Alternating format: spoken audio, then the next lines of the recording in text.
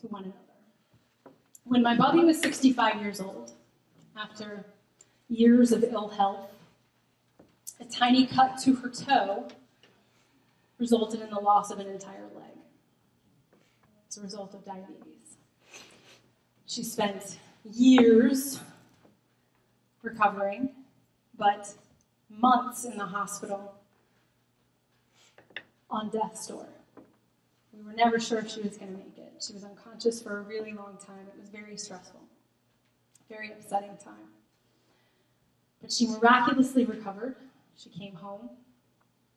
She had a wheelchair. She learned how to get around. She and my Zeta were my heroes. They really were. They were remarkable people who could face anything with a smile, and they could deal with anything. So, I was no stranger to hospitals, because Bubby was there most of the time. From the time I was 12 until the time she passed away when I was 25, she was in the hospital about once a month. We actually took to calling St. Mary's Hospital St. Marlene's, because we were sure they were going to name it after her. She was there all the time.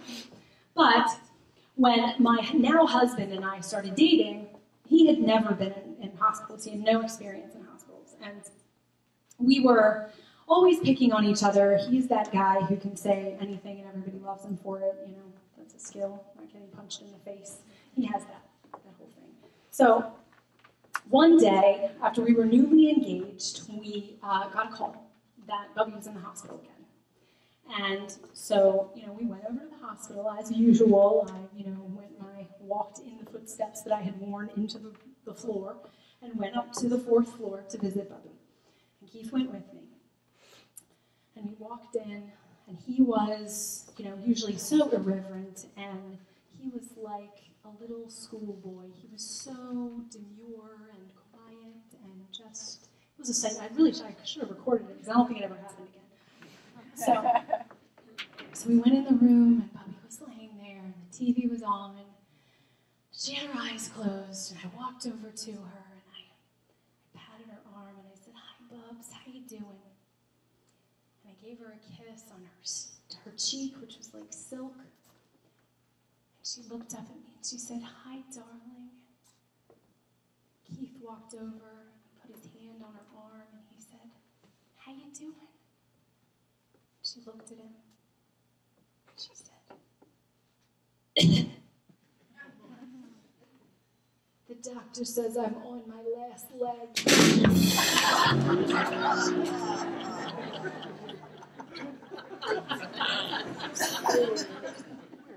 Just kind of got sit in the air for a second.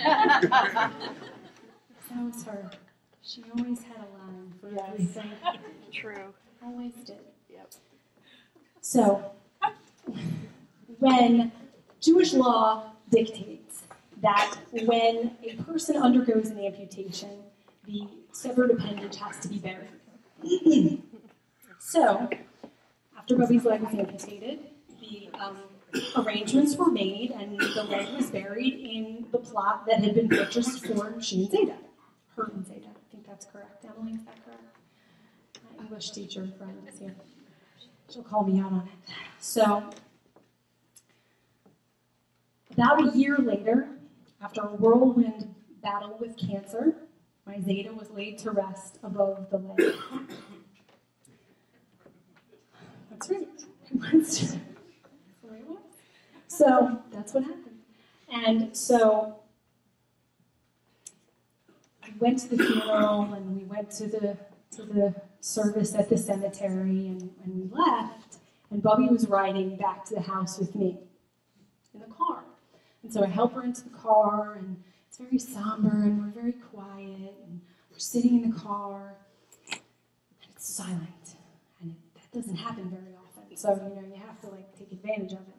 So we're sitting, and obviously we're thinking about everything that's happened, and what's to come. And all of a sudden, she pipes up. She says, gives me great pleasure to know that for all eternity, my foot's going to be in his ass.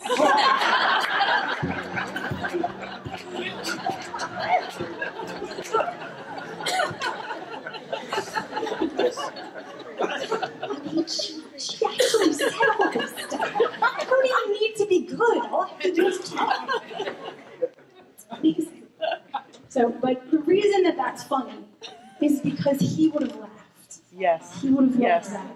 He would have thought that was the greatest thing ever. He had this laugh where he would smack his leg and he would laugh silently.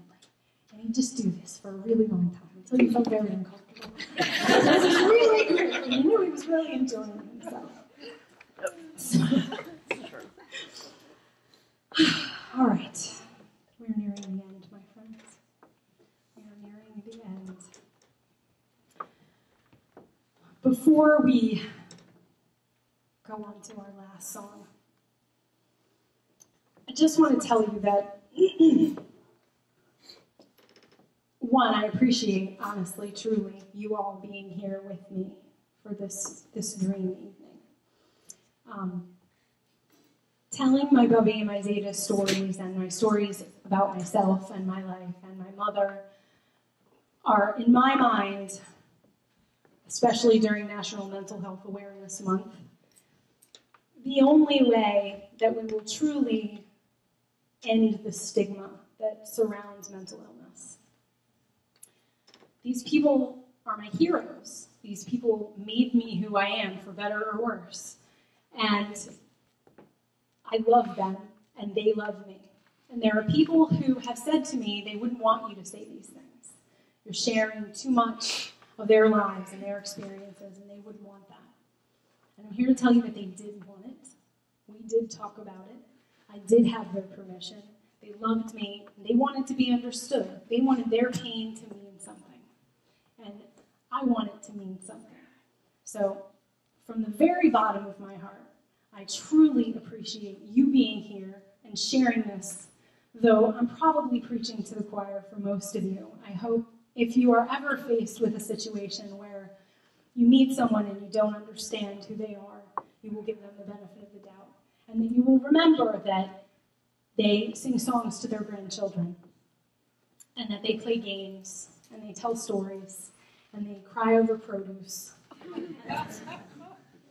And they duct tape their boobs, and they do truly human things, and they do it with love, and that is what this has been tonight. And I hope that you will join me for one last song.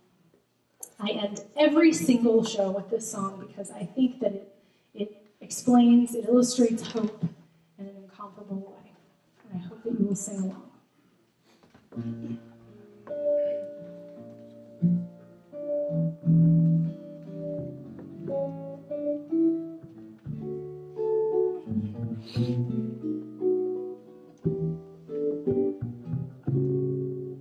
I see trees of green and red roses too. I see them bloom for me and you. And I think to myself, what a wonderful world.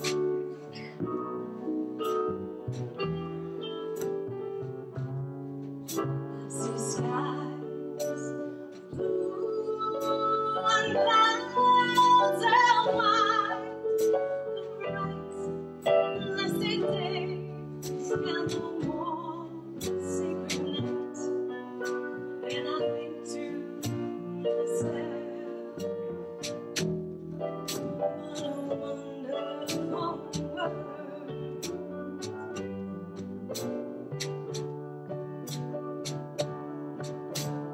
Colors of the rainbow, so pretty in the sky, are also on the faces